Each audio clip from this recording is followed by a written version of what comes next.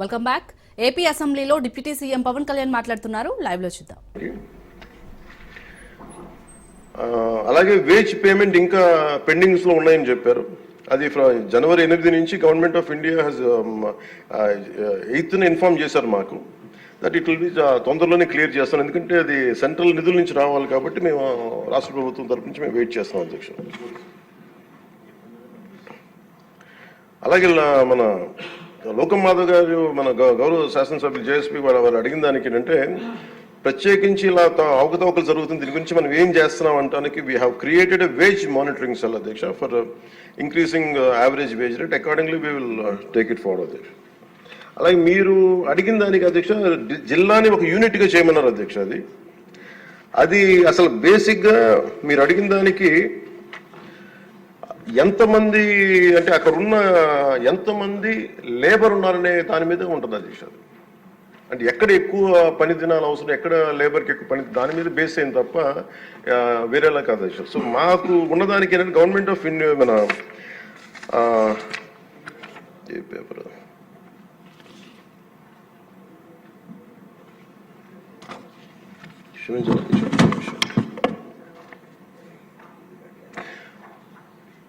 మన్రేగాలో material component is decided as per the labour turnout in the district. District as a unit లో ఒక 60-40 ratio ఉంటుంది new district లో. So దాన్ని మేము ఒకసారి చూసి మీకు తెలియజేస్తాం అధ్యక్ష. ఖచ్చితంగా we will take it into consideration when we go to Delhi also will take it forward what are the honourable members raise the question they have raised.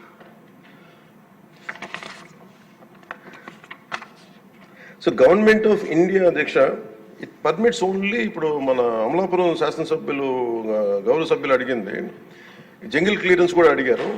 But government of India very clearly said only 266 works should be taken under NREGA అధ్యక్ష. దాంట్లో jungle clearance అనేది లేదు అధ్యక్ష. So దానివల్ల అది మన పరిధిలో లేనిది. ఇక అవసరమైతే ఇందాక మేము గౌరవ ముఖ్యమంత్రి గారితో మాట్లాడి ఇది చాలాసార్లు గౌరవ మంత్రి అచ్చెన్నాయుడు గారు చాలాసార్లు క్యాబినెట్లో ఇదే విషయం ఆయన కూడా ప్రస్తావించారు. ఇది ఫైనల్గా ఒకసారి దీన్ని మనకి నరేగాలో రాలేనప్పుడు, జాతీయ ఉపాధి హామీ పథకంలో రాలేనప్పుడు దీనిని మనం రాష్ట్ర ప్రభుత్వంగా మనం దాన్ని ఎలా చేయాలని, jungle clearance is a big issue, this all understood sir. అది కొంచెం ఇబ్బందికరమైన ఇష్యూయే. అది గౌరవ మంత్రి అచ్చెన్నాయుడు గారు చాలా పర్యాయాలు అది తెలియజేశారు ముఖ్యమంత్రి గారికి కూడా. ఇది ఒకసారి క్యాబినెట్లో కూర్చొని అది డిసైడ్ చేస్తాం తెలియజేస్తాం అధ్యక్ష. Thank you.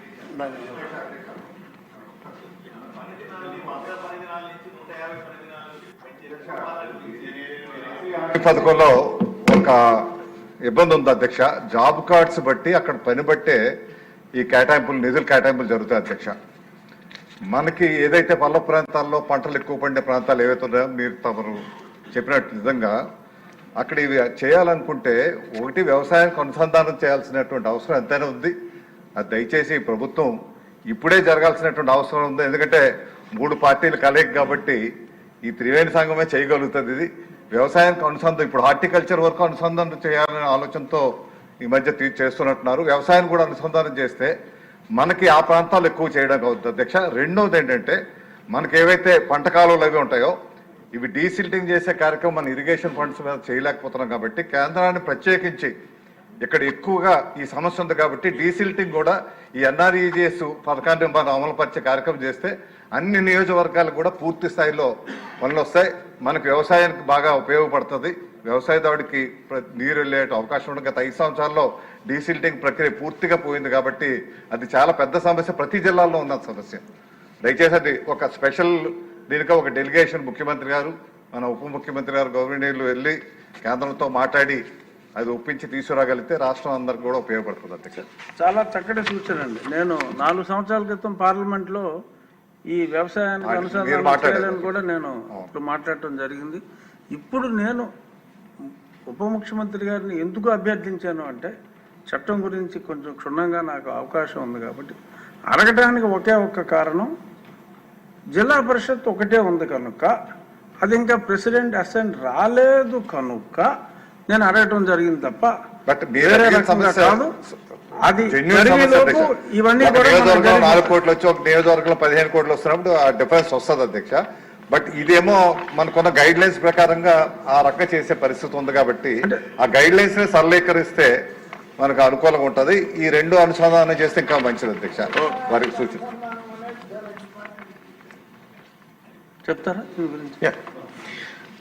అధ్యక్ష, సీనియర్ శాసన సభ్యులు జనసేన సభ్యులు కొంతల రామకృష్ణ గారు అడిగిన దానికి అధ్యక్ష, ఇది చాలా కాలంగా ఇది వ్యవసాయానికి అనుసంధానం చేయమనేది నేను గత 7-8 yearsగా నేను చాలామంది ఈవెన్ మన తెలంగాణలో కూడా సీనియర్ నాయకుల దగ్గర విన్నాను, మన రాష్ట్రంలో విన్నాను అధ్యక్ష.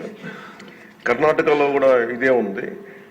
నేను మొన్న ఢిల్లీ వెళ్ళినప్పుడు వరుసగా మన పంచాయతీరాజ్ సంబంధించి వెళ్తే సంబంధిత మంత్రులందరినీ అడిగిన, కేంద్ర మంత్రులందరినీ కలిసి అడిగినప్పుడు మేము చాలా దీని తర్వాత మేము అలౌడ్ ఇట్ ఫర్ మన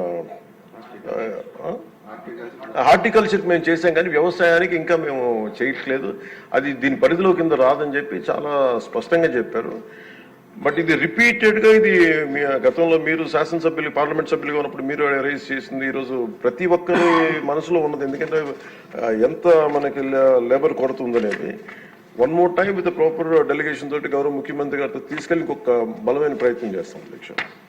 అలాగే ఇందాక పార్సాద్ గారు అడిగిన దాంట్లో ఈ డ్రాట్ ఎఫెక్టెడ్గా ఉంది, ప్లస్ ఒక వర్షానికి ఉన్నాయి మనకి కర్నూలు జిల్లాలో, దానికి సంబంధించిన చేయగలరని అడిగిన దానికి అధ్యక్ష, this year 55 drought affected mandals కి గవర్నమెంట్ ఆఫ్ ఇండియా పర్మిషన్ ఇచ్చింది అధ్యక్ష 150 రోజులకి.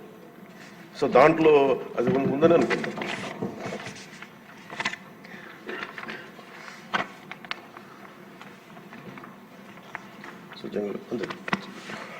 ధన్యవాదాలు. Question number 626 deemed to have been answered. Ramprasad Reddy గారు అడిగిన వారు రాలేదు, రారనుకుంటా. సో అంచేత డీమ్డ్ టు హావ్ బీన్ ఆన్సర్డ్గా తీసుకుని ఇప్పుడు క్వశ్చన్ నెంబర్ 707 అచ్చెన్నాయుడు గారు.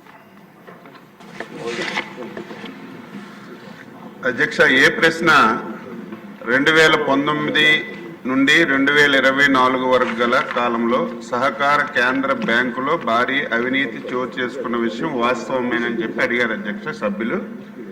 అవును.